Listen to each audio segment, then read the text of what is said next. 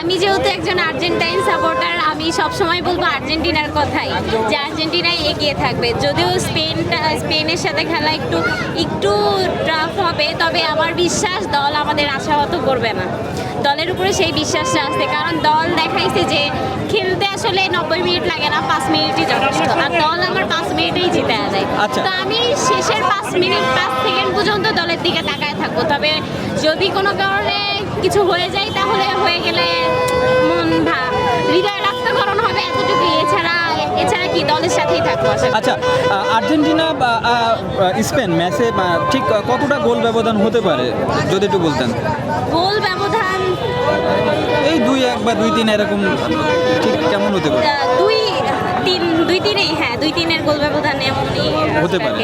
এমনই হতে পারে, কারণ স্পেনের সাথে আসলে স্পেন যথেষ্ট ভালো দল জন্যই সেও সবাইকে হারায় ফাইনাল পর্যন্ত টিকে আছে। তো স্পেনকে তো আমি চাইলে ছোট একটা দল বলে বলতে পারি না, ব্রাজিলদের যেভাবে গালি দিয়ে এভাবে তো দিতে পারবো না। আসলে স্পেন যথেষ্ট যোগ্যতা সম্পূর্ণ দল।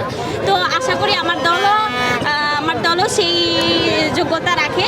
তো শেষের 5 মিনিট পর্যন্ত আমি আমার দলের মুখের দিকেই তাকিয়ে থাকবো, আশা করি দল আশাহত করবে না। আচ্ছা, গোল্ডেন বুটে দৌড়ে কিন্তু এখনো পর্যন্ত এমবাপ্পে কিন্তু এগিয়ে আছে। তো সেক্ষেত্রে মেসি কিন্তু আজকের ম্যাচে 2টি গোল একটি অ্যাসিস্ট করতে পারবে কিনা যদি একটু বলতেন?